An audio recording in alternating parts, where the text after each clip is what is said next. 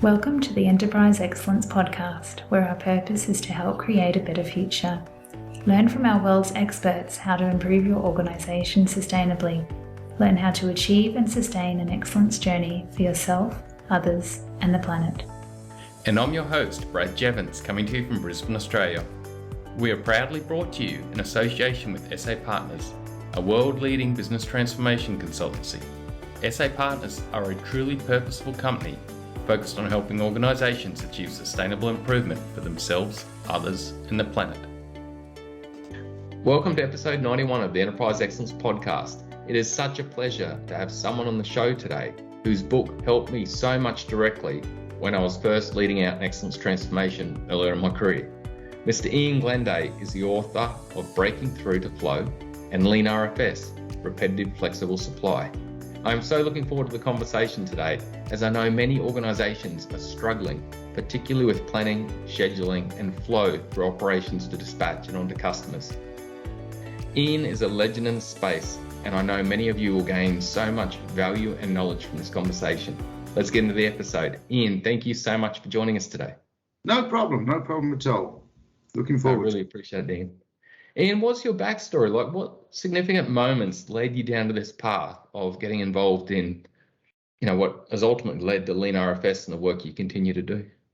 Okay. I graduated as a microbiologist. There is a relevance to this, right? In 1976. Yes, I am that old, right? And the first factory I ever worked in was a small factory that produced enzymes from deep culture fermentation of bacteria, right? Highly technical. And they hired me because I just graduated as a microbiologist, right?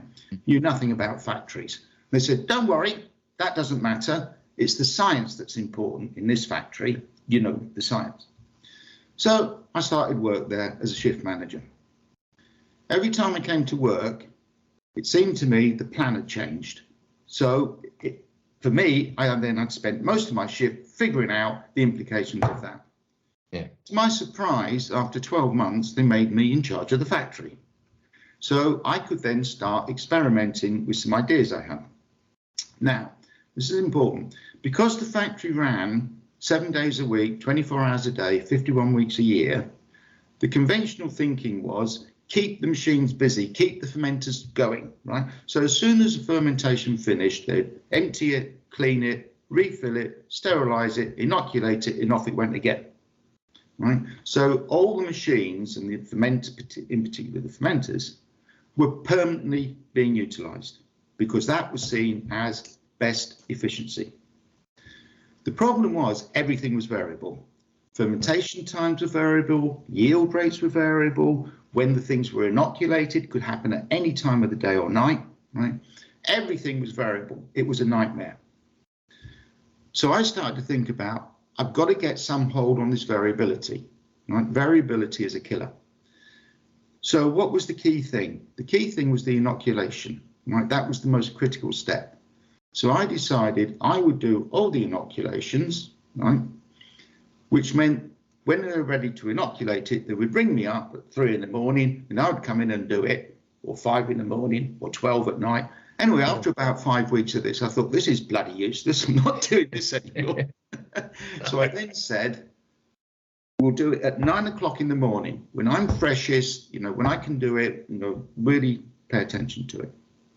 So we set the inoculations for 9 o'clock, which meant if the fermenters were full and sterilized and ready to go, they would sit idle until 9 o'clock in the morning, right? To my amazement, certain things started to happen. One, the fermentation times became much more standard, right? Because the inoculations were standard. Two, the yield rates went up. Why? Because now the inoculations were being done as best possible, right? Then the fermentation set off as best possible, which meant the yield rates went up, right? And the third thing that really surprised me, because I hadn't thought about it at all, was the operators really liked it, because now things were in control. Now, from the 9 o'clock, all the fermentation times followed, so things were happening in routines. Wonderful. Made my life easier. Yeah, you weren't getting up at all hours of the night too. No.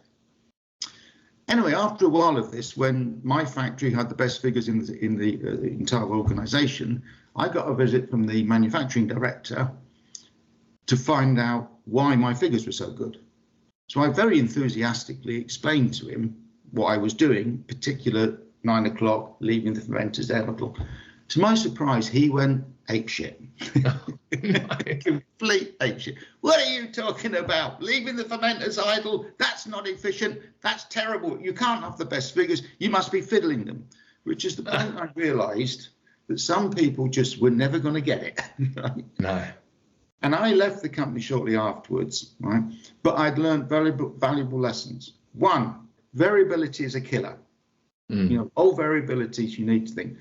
Secondly, find a step that you can standardize and then build around that, right? And thirdly, don't expect the senior managers to understand it, right? Yeah. Because they're seeped in the old ways. Yeah?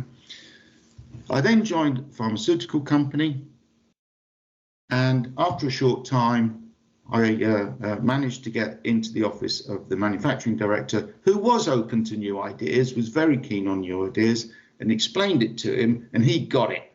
And he said, you know, we keep changing the plan in our factories. Why don't we try it in our factories? Right? And that guy was called Dr. Bill Walsh, and he's been a huge supporter of mine all my life, because from that point we tried it, and guess what? It worked. Yeah. Nice. And off we went. Yeah. It's such a win-win outcome, isn't it? Because there's a win-win for the human factor in it. There's a win-win for the whole process flow. There's a win-win for quality, and there's a win-win for the performance and results here. Like it's just I think no the downside. thing that I learned is that if you focus on improving efficiency, OEE, whatever you want to call it, right? To me, it's like standing around going, go up, right? Efficiency is an output measure, right? You have to focus on something else that changes the inputs to impact the outputs, right? And that's why focusing on people and what makes it better for them, right? If you've got, I love to say it, happy operators are better operators, right? So if you can do something that makes the operators happy, I guarantee you efficiencies will go up, right? Yeah. They're more involved. Yeah. So focusing on things that impact the operators positively, right, for me is the best opportunity to improve the performance of the factory. Focusing on the machines ain't going to improve the performance. Yeah. I actually had a conversation yesterday, a conference call, with a guy, funnily enough, in Australia, and he's working with this company, and they're trying to get the OEEs up, and the OEEs are around 60%. And he said he's just done an exercise where he looked back over the last 10 years, right, on all of their output figures, their OEEs. He said, and basically they haven't moved in 10 years. They're exactly the same as they were 10 years ago. And he then put in all the different improvement efforts that had happened over the years, you know, SMED and, you know, Six Sigma and God knows what, right? And all these improvement efforts over 10 years had no impact whatsoever on the OEE. Wrong focus. Yeah. Yeah. And why do so many companies struggle with that whole front end piece of leveling and structuring and applying those best practices on planning and scheduling to create that calmness but performance through an operation? That's a big question, right? Yeah. The vast majority of companies, in fact, every company I work with, their planning systems, whether they're bought or developed in-house, are fundamentally based on what's called economic order quantities. And that is fundamentally flawed. The problem is, it's what all the planning systems are based on, right? And if everybody's using it, it must be right, mustn't it? So let me just explain why it's fundamentally flawed. Right. It's also called batch logic. So economic order quantities or batch logic. Right? The first thing is economic order quantities. What that means is when you plan what you want to make or buy, right, then you apply an economic order quantity. Fill the truck, right? The next price break. get a volume break. So you actually end up planning to make or buy more than the real demand. As a consequence, the inventory goes up, which means at some point you've got to order less than you really want to bring it back down again. This is called the bullwhip effect, right? Everybody knows the bullwhip effect. They know it happens, right? So basically, your demand's doing that, right? That's problem number one. So even though economic order quantity is supposed to always order just the right amount, right? It orders too much and it orders too little. Secondly, when it does the calculation of what to produce or what to order, right, it uses three key pieces of data. First, the sales forecast. Does it ever happen that you sell different to forecast? All the time. Secondly, production. Production get the plan. Do they sometimes make a bit more or a bit less than what the plan says? Frequently. And thirdly, materials. You go into the warehouse to get what the plan says you need. Does it ever happen that what the warehouse says what the computer says is in the warehouse and what's actually in the warehouse is different? Yes. Because these three pieces of data change, guaranteed, you will get a different plan every single time you run the plan. Guaranteed. Guaranteed. Now, years and years and years ago, when I used to be a planner, we had things called mainframes, right? Computers called mainframes that would chunder away, right, and produce loads and loads of paper. We didn't have things called, screens. Yeah. And to run the plan would take, if you were lucky, a week. Nowadays, with the laptops and the programs we've got, you can run the plan, right, several times a day. And people do, because they think that's flexible and responsive and we're reacting to the marketplace. And what you're doing is actually causing chaos, because every time you run the plan, you issue a different plan, guaranteed, right? But the perception is that people are being responsive, flexible, and dare I use that word, agile, right? Agile. It's bollocks. This is Australia, isn't it? I can say that. Yes, you can. Yeah. But their perception is they're actually being responsive. Right? So, but everybody uses that logic, so it must be right. Yeah. There can't possibly be another logic that will solve that instability. Good news is there is. Go from that. I think it's important. Long time ago, I moved from one company to another company, and I was telling people in the new company all the wonderful things about RFS, right? And then somebody held their hand up and said, Ian, stop. I said, what? He said, we haven't accepted yet that what we're doing now is wrong. And I'm like, oh. He said, we're not going to do what you say until you explain to us why what we're doing now is wrong, right? And that was a big learning curve for me, because it's like people won't accept a new solution, particularly if it seems ridiculous and stupid, right? Unless they understand now what they're doing now, why it does what it does, which is what I've just explained, right? Yeah. So for most people, you really need to look at your planning system and understand that, every time you run that plan, and if you've got a planner, or head of planning, whatever, that thinks, running the plan several times a day is a good idea, you've got a big problem, because you will have several plans issued every day. Yeah. It's funny, isn't it, what you're saying? Like, when you mentioned about it taking so long to run the traditional plan, it forced you to be structured. It forced you to plan ahead, to think further ahead and have that pace. And I was in business when you used to write letters too, before the fax and before email. And you used to actually think about what letter you were going to write. You thought about it, and you didn't just pump out a million emails and a million faxes. You sent the letters and you structured it in the right way, and you thought ahead a little bit. The amount of speed and dynamicness, you could say, can create chaos. It can create chaos with the amount of communication people are spending their day dealing with. And it can also create chaos with what a factory or a supply chain, a warehouse, is trying to deal with. Absolutely. Yeah. Absolutely. And the other thing is, for me, human beings love routines, and we'll get onto that in a little bit. And what you've just described, the way the planning systems work, is it's like everything is different. Everything is variable. You know, what quantities you order, when you want it delivered, when the warehouse receives it. You know, these are all things that, you know, become variables, right? And I know a lot of people spend a lot of time and trying to organize the deliveries into the warehouse so they don't get these big peaks and troughs of deliveries. You know, suddenly there's a dozen trucks wanting emptying, and then an hour later there's nothing, right? They spend a lot of time trying to manage that. Whereas for me, it's you want to come up with something that will automatically create that for you, that you don't have to manage it. Right? Yeah. You've got the structure and the logic to it.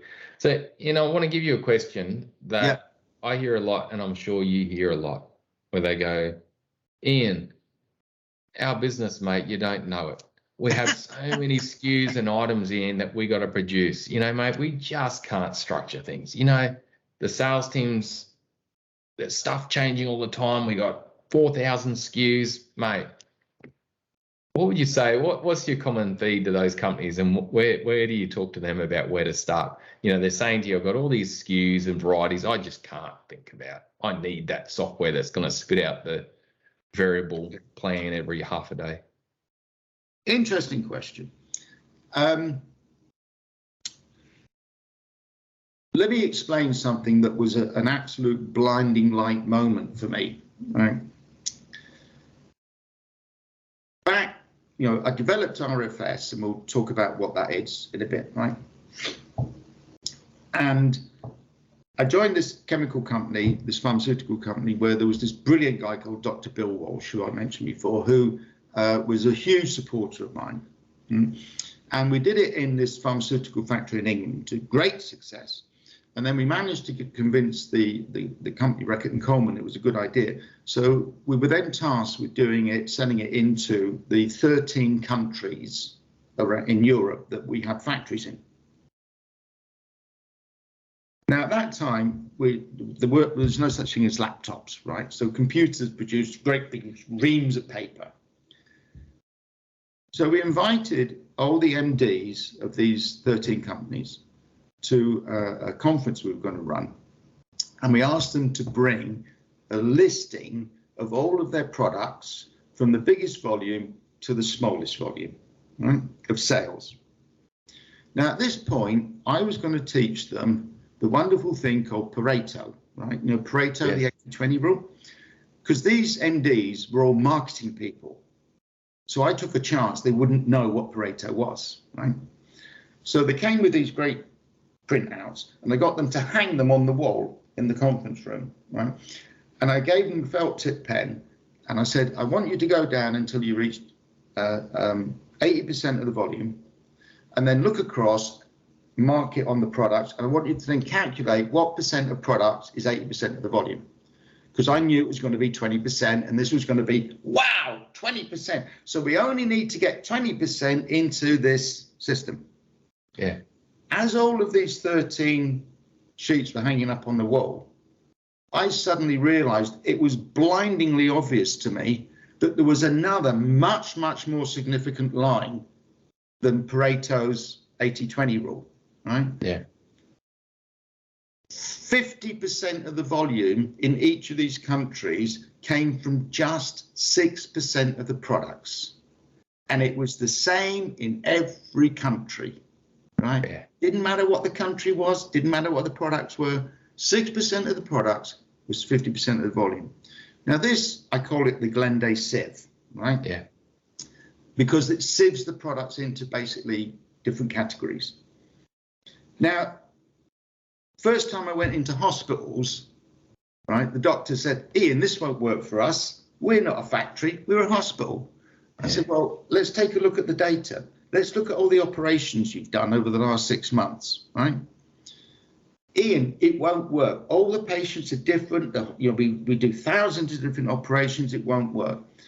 When we actually did the analysis, just 6% of the types of operations accounted for 50% of the patients they'd seen. Yeah. And their response was, so we are a factory, really. Now, let me just put a little thing from this hospital that was an interesting thing, and it applies to in the factories as well.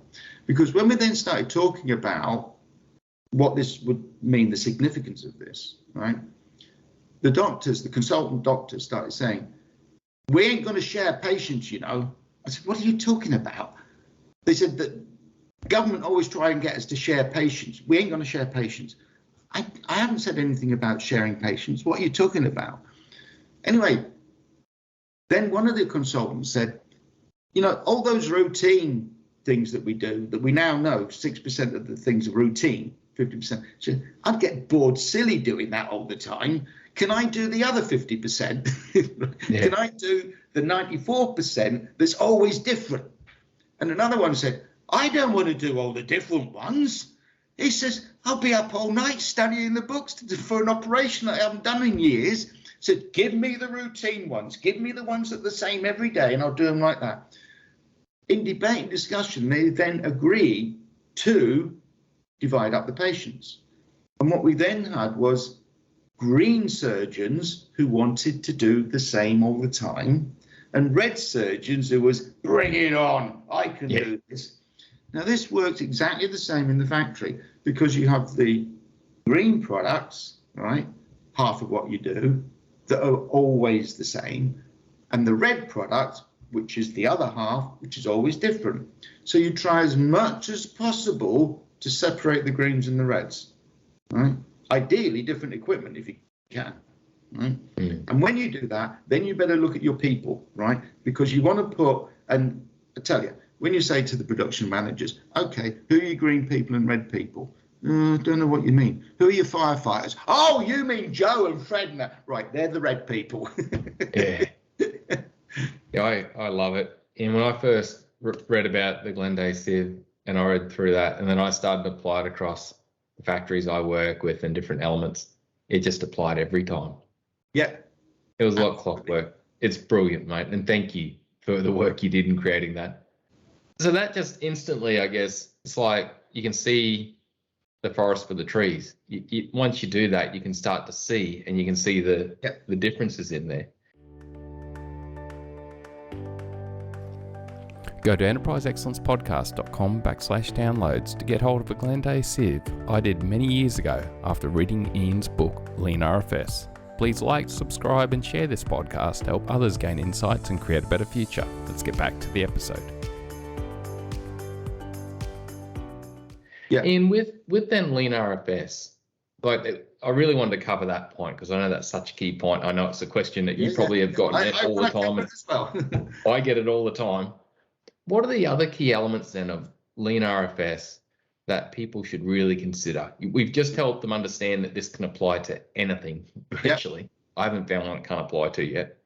That allows you to see things differently. What are the steps from there, mate? Okay. People should consider. Right. We've mentioned leveling, but not explained it, right? So the foundation of the Toyota production system, they drew it, the Toyota house. Leveling is the foundation, right? Or in Japanese, it's called hayunka, right? So what does that actually mean? What is that? It's a 5-step process, but I'm only going to cover step 2 because that's the step that I very much encourage companies to focus on, you know, as achieving. Because if you can achieve that, you will create stability, you will create, you know, a much better environment. So what it is they, similar to me, they didn't call it the Glenday Sieve, they didn't know the Glenday Sieve, but they applied Pareto and they realized that they could take a relatively small number of their products, big part of the volume, and they put it into a weekly repeating pattern. Now, let me just focus on that word pattern, right? Originally, Toyota called this patterned production, right? That was the original term, right? Then they came up with the Japanese term, hayunka, which means different things, etc. But the original term is patterned production. I want people to remember this. pattern, i.e. the same every time. Yeah. In fact, I said to my wife, if they'd only kept that word pattern, more people would have understood it. She said, yes, Ian, and you wouldn't have had a business. Yeah, that's very true. Well, I got to admit, Ian, when I first read your book, I thought, at last someone's made sense of all this. That's what first went through my brain. So what you're talking about is having these green products, the 6%, right, in a fixed weekly pattern, right? So it's the same products in the same sequence, in the same volumes, on the same day, every week, right? Let me repeat that. Same product, same sequence, same volume, same days, right? And of course, people say, that's ridiculous. We couldn't possibly do that. And by the way, Ian, if it's, these products, we don't make them weekly now. So that means we need to make smaller batches and more changeovers. Well, that's not going to improve our performance, is it? Actually, it will. No, it won't. Yes, it will. No, it won't. We could go on like this for a long time. The book, Lean RFS, there's an awful lot in there about Kimberly-Clark, who make, diapers, and what do you call them in nappies in Australia? Yeah, nappies. Yeah. And Kleenex tissues and toilet paper and all that stuff. And their machines are enormous, right? So the tissue machine that makes the basic tissue is about 5 stories high and covers an area of about a football pitch. And they said to me, all right, Ian, this machine, right, runs through the products every 6 weeks, right? So, we don't come back to the first one again for 6 weeks. So fast change over that then. So, oh my God. Anyway, we did start, that you mustn't be put off by the fact that your brain is telling you this won't work, right? So, fixed. Now, let me just take a simple example. Say your factory runs 5 days a week, right? Just starting every week on the same product, I guarantee you will give you about half a shift's extra output, right? Because in the old way, every week you start on a different product, and it takes half a shift to get the bloody machines running properly, right? Yeah. Whereas if the workers come into work and say, it's Monday, we always make this, the machines will start up quicker. It's just a simple fact, right? It's Tuesday, we run this, right?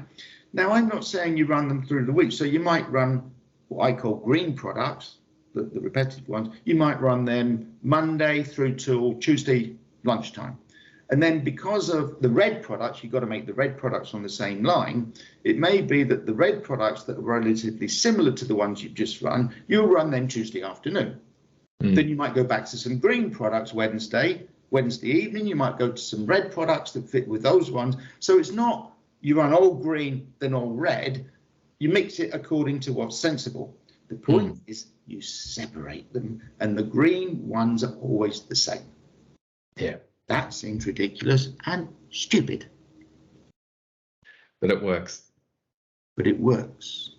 Now I'm going to ask the next question, right? Because the next obvious question is, okay, why do it? Yeah. What's the point, right? Sounds wonderful, but what's the point? You okay with this? Yes, please. Yeah. Right. Batch logic, economic order quantities, is based on what's called economies of scale, right? So long runs, fewer changeovers, the machines get more efficient. There's absolutely nothing wrong with batch logic and economies of scale as long as you only make very few products. Yeah. Now, what's happened to most companies' product portfolios over the last 25 years, in fact, over the last 5 years, they've exploded. Yeah. Absolutely exploded, right? I mean, just go in and have a look at, I don't know, Cadbury's chocolate. You used to be able to get dairy milk, fruit and nut. What can you get now? I know. The big one for me was companies like, Coca-Cola, Amatil, the brewers, a lot of the brewers. Except for Heineken. Has Heineken gone crazy? I've always heard they've held true. Have they gone crazy, do you know? I don't know. I don't know. All the rest of them have. Yeah, and I mean, it's you're absolutely right. Anyway, so portfolios have exploded. Now, when you make more and more different products, you can't do economies of scale, right? You can't have long runs. Well, you can, but you better start building warehouses, which, by the way, most of the companies I work with have done. Because you've got to get a lot of inventory and reach the point where it's like, hang on a minute, we can't keep doing this. So you've got to find something else. So the weekly repetitive patterned production for the 6% of products, 50% of your volume, right? What that means is you don't need to hold so much stock of it because you make it every single week. That means you can release a lot of inventory, which is a lot of money. Right, so that's good. That's one reason for doing it, right?